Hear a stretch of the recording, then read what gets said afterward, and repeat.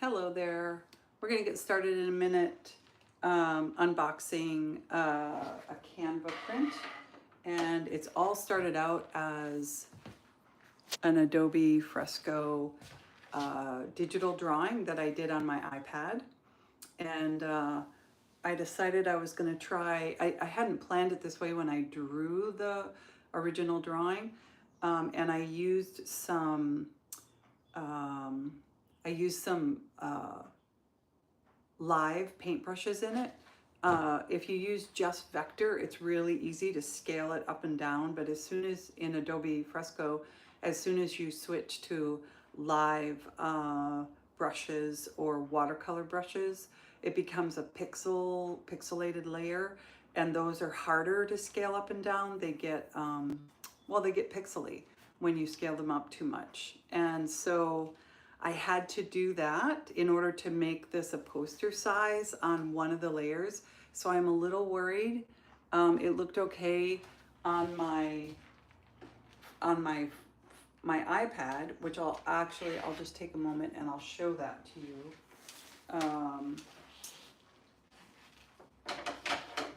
I had it open here. Let's see if it's still there. Sometimes it takes a moment. Here we go. So here is the drawing that I did, this original drawing of this flower. And this is the name's escaping me. I wonder if I saved it here. Let me see if I go to upload, if it saved it.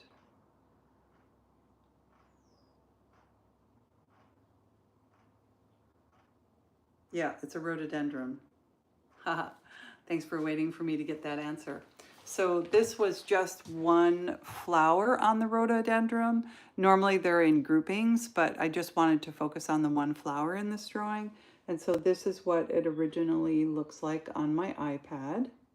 And so I uploaded it to Canvas. And this, I have to tell you, I used the largest possible canvas size on Adobe Fresco so that when it translated into a photo, it would have enough definition that when it's printed as a poster, it would work. So hang on, I'm gonna grab the scissors and we're gonna unbox this as a full-size poster in a frame from Canva, and we're gonna see how it turned out.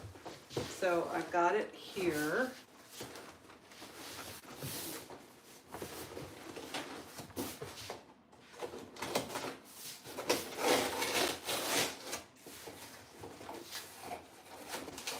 I think it might be that easy. I remember that I unboxed one other, which by the way is that painting right there.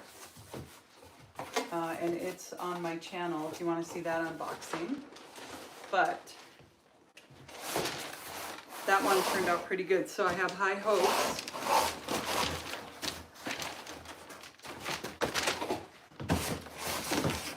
They really box these really well. I really like that about Canva. And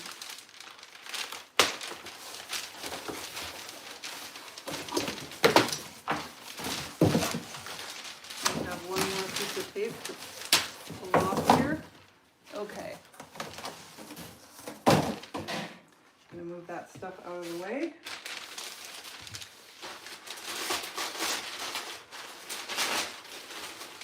It must be on this side.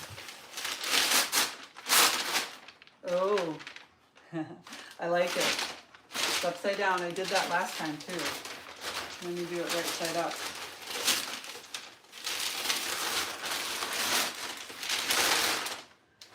Oh, it turned out nice. Oh my gosh.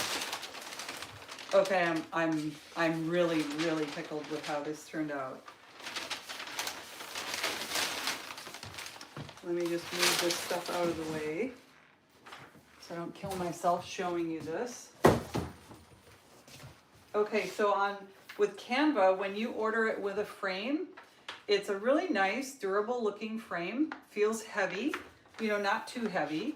And it's got the wire picture hanger wire on the back. And so I'm going to bring this up close so you can see the detail. It's like pretty awesome. I have no complaints on this at all about how the detail came across. I had made some notes on my last video of how I sized everything. And so what I'll do is on this one, I will change, when I get done with this live, I'll go back into the description and I will add what the dimensions were of both the Adobe Fresco original drawing and then the dimensions of this. I might be able to check actually. I noticed a couple people are still on here, so if you're curious about that, hang on for just a minute and I'll check if it's right in here. Okay, so on Adobe Fresco, I use the print templates that they have that are ready-made, and I sized it to, I did adjust the size, I think, to 18 by 24. That's what size that image, when it was turned into a photograph, it would print as large as 18 by 24. That's the largest that Adobe Fresco lets you size things. Unlike Adobe Illustrator, you can go much bigger on Adobe Illustrator, but Fresco has some limitations. So far, I might find out that I can get around those limitations, but I don't think so. So then I went to Canva, and their standard poster sizes are not 18 wide, they're 21 inches wide. And so I had to fudge those 3 inches, and each time I've been kind of nervous about how it would turn out if I took that up. But you can see, and the way you can tell is look at the edges. The edges are just clean. There's no pixeling. There's no fuzziness. And so that's even with me upsizing it, fudging it let's see, what did I say, 18 to 21. So I kind of had to fudge it up 4 inches. And that's a gamble. And then on the pricing on this, I believe with the shipping, it's about $145. Without the shipping, because of where I live from where their Canva print shop is, it was like at least $40 in printing or in shipping. So you end up paying a little over $100 for this to be printed, framed, hung on the back, nice paper coating on the back. It's really well worth it. It's a good deal. So anyway, that is my little unboxing event. I hope you enjoyed that, and if you liked seeing this, I will do unboxings for anything else that I do that turns out really good and I want to have it printed. If you enjoyed this, please like and subscribe, and I'll do this again. I also do a lot of drawing tutorials on my channel, and this all started, I have to say that this whole YouTube thing started because for my free time, I just enjoyed making little videos, like really short little animated videos, and I would make them about anything.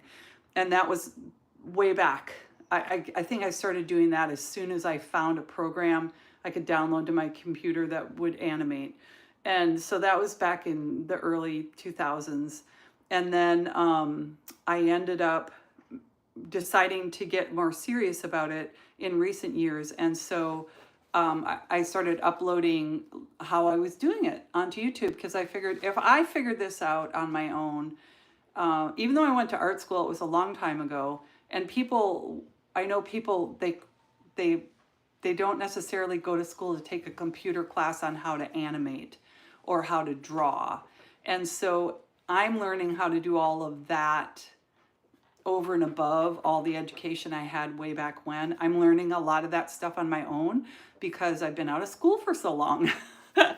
And they didn't teach everything that, and it's true of anybody, you know, even if you went to school 10 years ago, there's way new programs that you never would have been exposed to 10 years ago, and you have to learn how to use them. So I learn how to use them. I share how I learned how to use them, how to use the tools.